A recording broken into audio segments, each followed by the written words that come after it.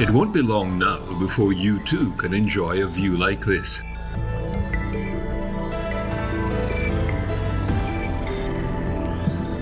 Economy or business class? There will be a variety of choices of carrier and cabin. The view will be spectacular.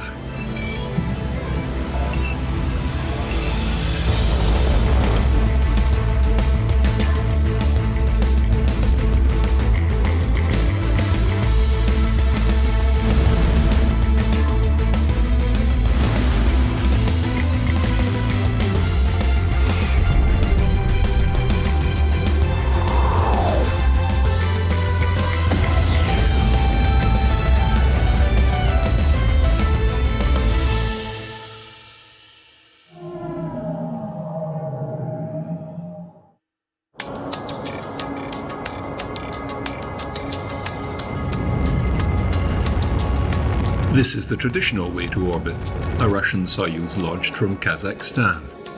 NASA has to pay in the area of $70 million per seat return trip, and prices are about to go up.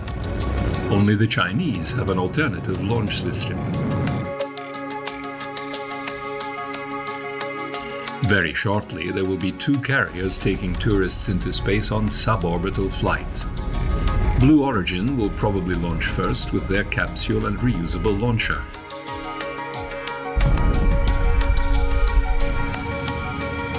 Next will be Virgin Galactic and their suborbital space plane, launched from beneath a carrier aircraft and landing like one too, although to what altitude is still not known.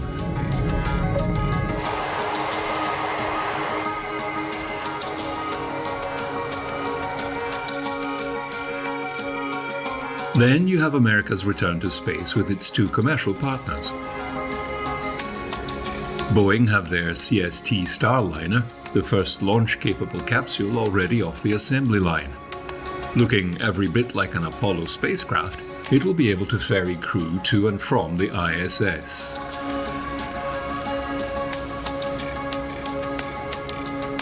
An unmanned test launch to the space station is imminent, and the crew has been picked to undertake the first few missions.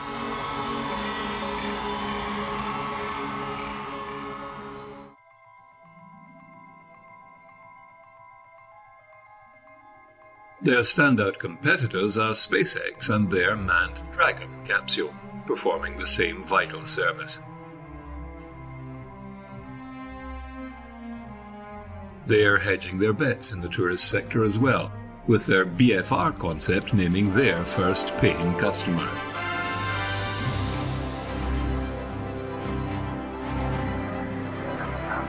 Thank you, Elon. Thank you, everyone. Yeah. I am from Japan. My name is Yusak Maezawa. You can call me MZ, please.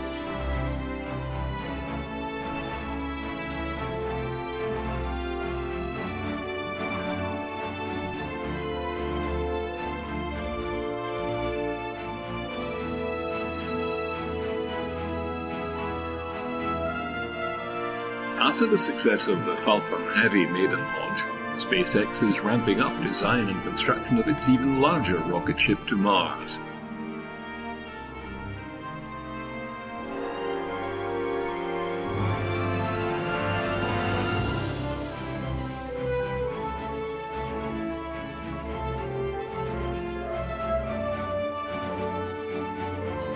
However, the 2 other commercial entities aren't resting on their launchers either.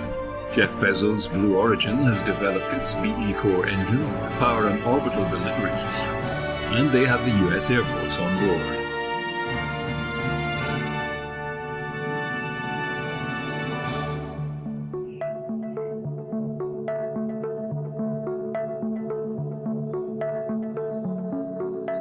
Not to be left out of the market, Virgin has also developed a small payload orbital system, Virgin Orbit with its Launcher 1.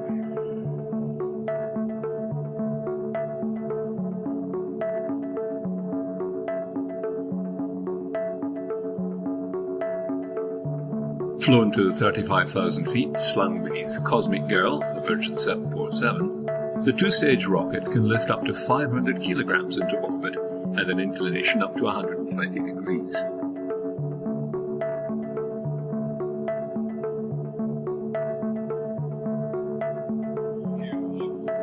Dream Chaser is still in the running with its pilotless shuttle, still under development for long-duration orbits.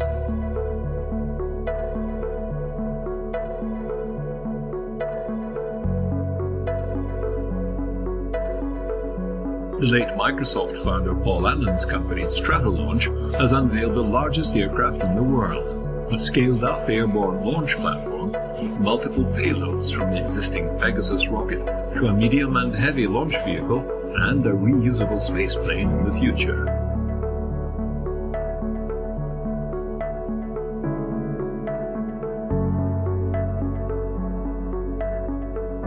In the meantime, there is no shortage of conventional launch systems competing for their share of the market. From the USA, Europe, China, India, Japan, even Israel and New Zealand.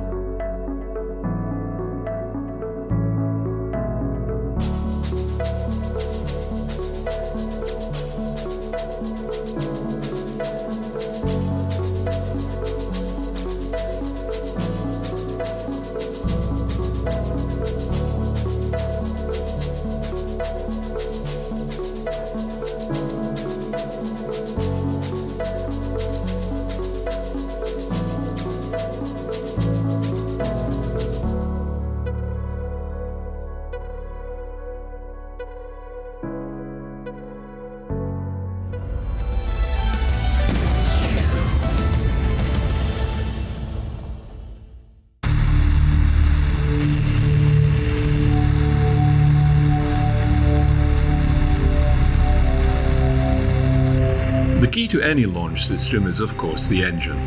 The smaller, lighter and more powerful, the better. They pose many design problems. Fuel type, reignitable, chamber pressure limits, sea level or vacuum exhaust nozzle shape, but above all, reliability and cost. This is the Avio rocket factory in Colleferro, Italy. Here, engineers are developing the carbon fiber casing for the solid propellant rocket stages of ESA's new Vega-C launcher. To build them, 5,000 kilometers of carbon fiber impregnated with epoxy resin is wound around a pre-made metal mandrel. This produces the very lightweight but sturdy casings for the first, second and third stages of the Vega launcher. These casings are later fitted with an engine and loaded with solid propellant. One of these solid propulsion engines is the P120C. It was recently successfully tested in Kourou and is the largest and most powerful monolithic solid propulsion rocket ever built.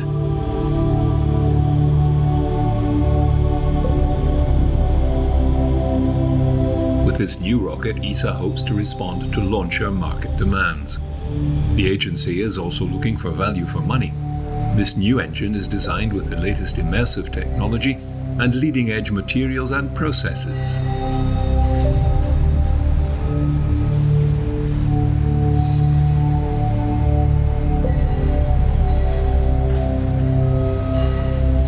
Mass production will bring down the unit cost, but the design is for both Vega-C and the strap-on boosters for Ariane 6.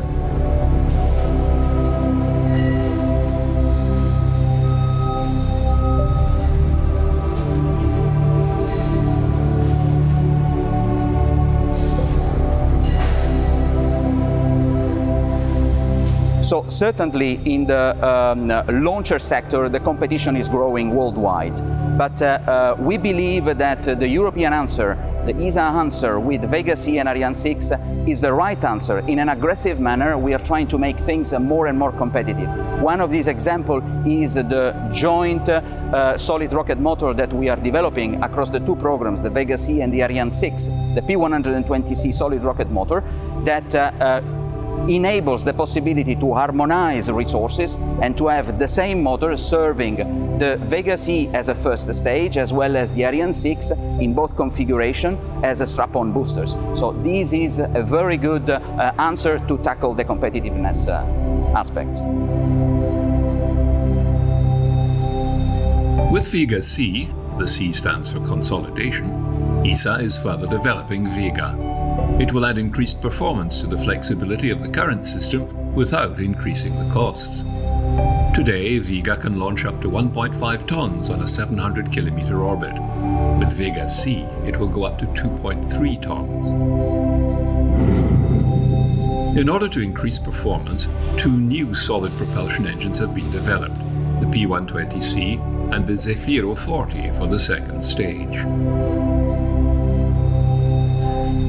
It is clear that whatever we develop has an exploitation objective. So we do not develop rockets just for the fun of it, but we develop rockets that need to be exploitable, therefore competitive in the worldwide market. And that's the way we are working hand in hand with industry to prepare them to walk on their legs in the future throughout the exploitation phase. Further enhancements are made with Avom Plus, which is derived from the current Vega's Avom upper stage. Investing in new rocket motors also means investing in new launch facilities. We have foreseen a lot of activities to modify the launch site from the Vega configuration to the Vega C configuration. Vega C is a heavy, larger and length launchers with respect to the Vega one. So for this reason we have to modify the hatches to the stages, increasing the diameters for what concerns the first stage. Other changes include modified fluid services and installation of a more powerful crane needed to lift the heavier second stage of Vega C. During these modifications, the site has to remain operational for the scheduled Vega launches. In the end, the launch site will be compatible with both launchers. With Vega C, ESA is also working on related products such as the Space Rider, based on ESA's experimental re-entry vehicle IXV. It should allow for payloads to be sent into orbit and later return to Earth. In addition to this, we have other products like a specific adapter for launching into orbit small spacecraft, so enabling the possibility of universities and research centers to access space at limited cost, so coping with the payloads which go from 1 kilogram up to 500 kilograms. We also have early elements of definition for a platform called Venus, which could allow payloads to transfer from orbit to orbit.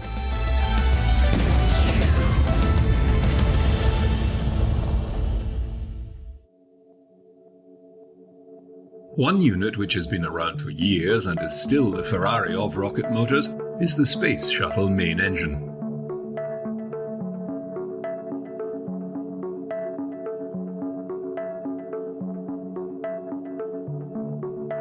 Four of them will be mounted on the long-awaited Space Launch System. Reusing proven shuttle technology has saved time and money. The solid rocket boosters have been extended and tested.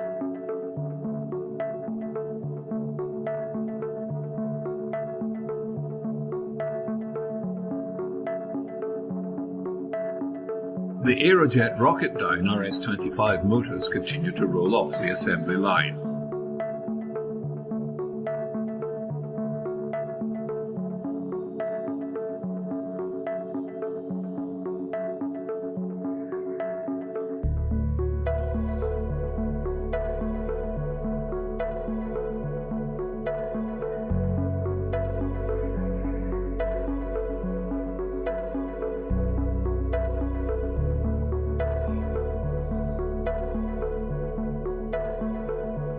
Fabrication of the immense components, cryogenic tanks, intertanks and fairings continues.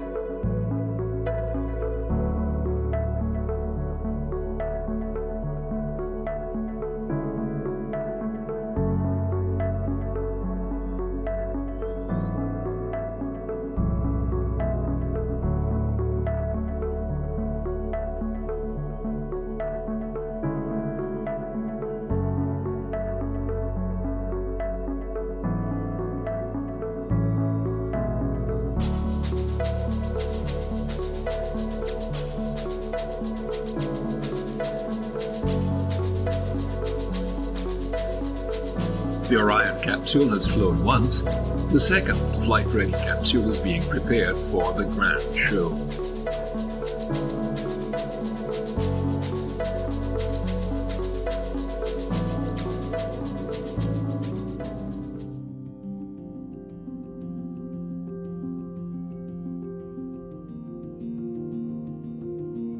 There is one more critical piece of kit required, perhaps one of the most important sections for keeping the astronauts alive, the service module.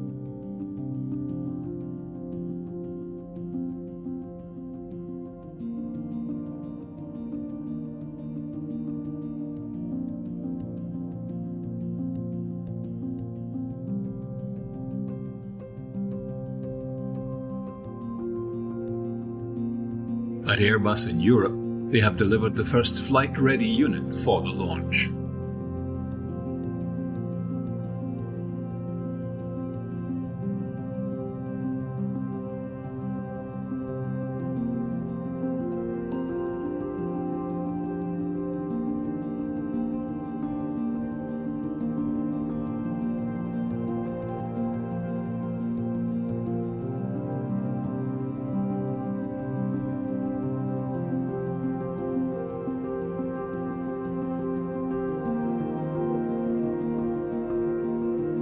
The European component will house the electrical power, life support and propulsion unit for the Orion spacecraft, and like a giant pocket watch, every component is carefully and painstakingly assembled.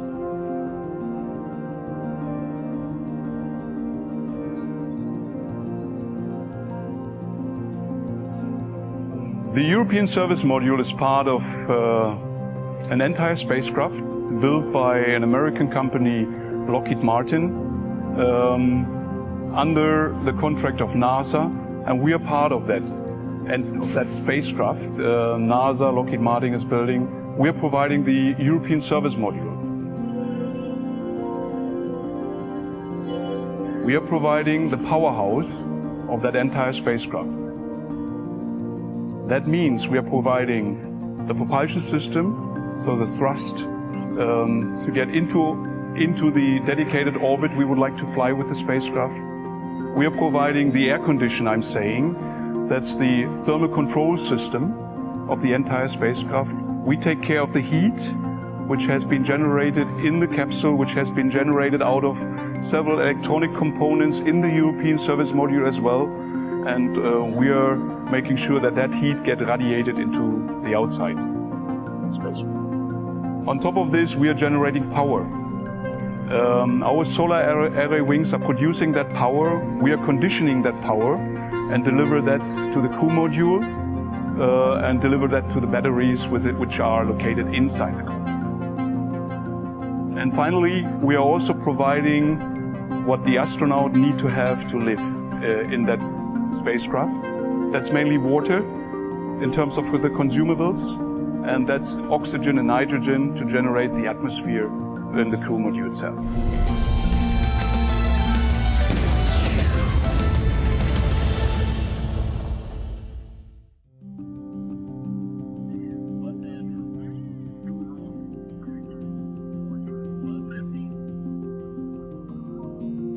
On the power side, we are proud that we have installed hardware which has already been flown several years ago on a shuttle. So the big engine we are flying here, the OMS-E, was a challenge for us to bring that into the vehicle. This is not new technology in that sense, but the integration itself, that was really for us a challenge that was new.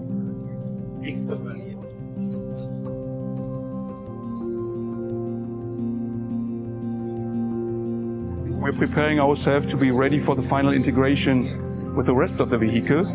And then we are ready for a test campaign in the US, which is including several environmental tests, several functional tests. That lasts a couple of months, up to that point where the NASA team is handing over the spacecraft to GSDO, to the launch campaign, so that the vehicle can be put onto the launcher, and then we are ready for flight.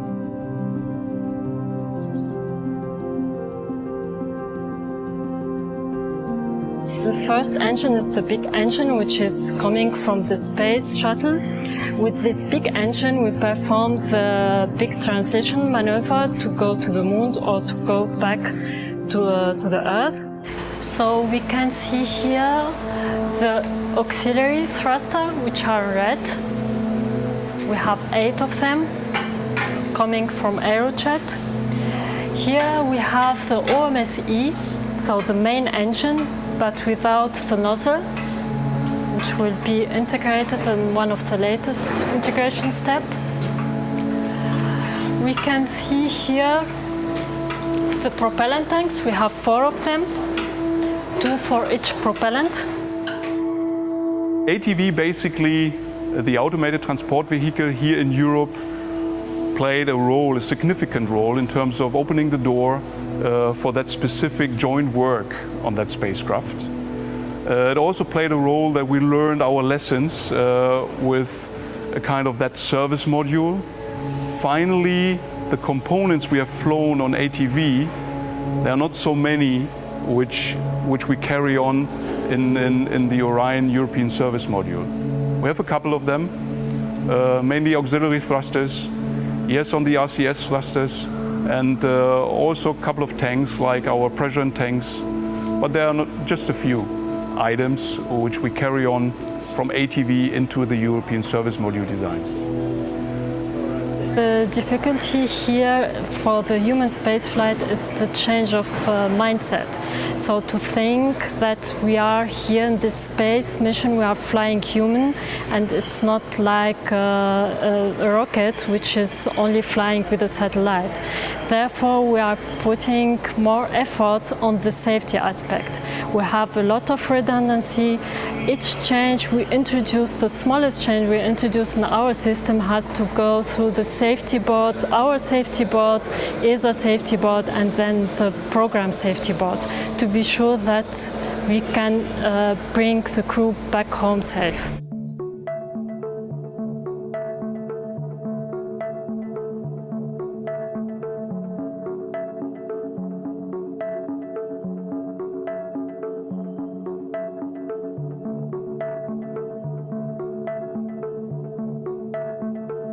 With Orion and the service module certified, the sky won't be the limit.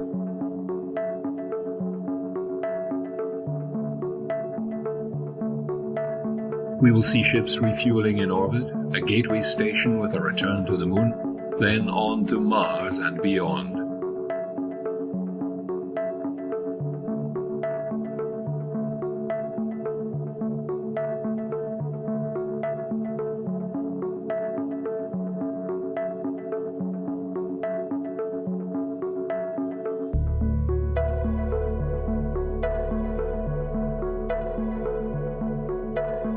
Opening space to industry and exploration, spaceflight will become the norm rather than the exception. Mining and manufacturing in orbit, power production, and habitats.